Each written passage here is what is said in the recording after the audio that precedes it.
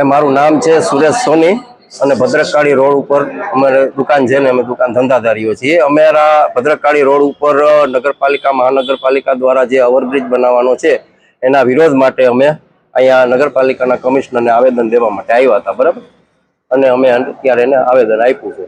હકીકતમાં અમારા રોડ ઉપર છે એ એમ જોવો તો ગ્રામ્ય વિસ્તારનો પ્રવેશ દ્વાર છે આપણો ભદ્રકાળી રોડ, જે જુબેલી ફાટક પછી જુબેલી પુલ પછી શરૂ થાય છે અને ગ્રામ્ય પ્રજાની અવર જવર ન્યારી છે અને અમારો ધંધો સવારથી ગ્રામ્ય પ્રજાને આધારે જ અમારો ધંધો છે। ત્યાં અમે અમારા ધંધા લઈને બેઠા છીએ। અમે લગભગ 400 દુકાનદારોએ આવેદન આપ્યું છે ને એમાં અમે બધા એની સહી કરી છે દુકાનની પેટી સાથે, નામ સાથે।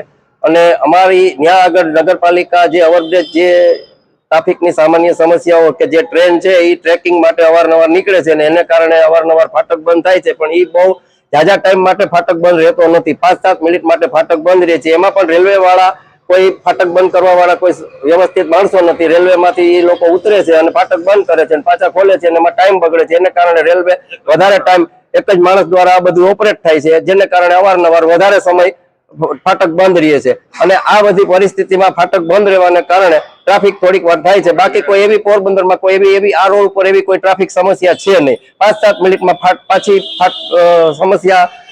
ટ્રાફિક સમસ્યા નોર્મલ થઈ જાય છે। અને એને લઈને મહાનગરપાલિકા ત્યાં આગળ આપણે ઓવરબ્રિજ બનાવવાનું જે આયોજન કરે છે એ બિલકુલ ખોટું છે, કારણ કે ઓવરબ્રિજ બનવાથી અમારા ધંધા બધાના ચોપ થઈ જશે, અમારા ધંધા બધાના ઠપ થઈ જશે, કારણ કે રસ્તો બધો બંધ થઈ જશે।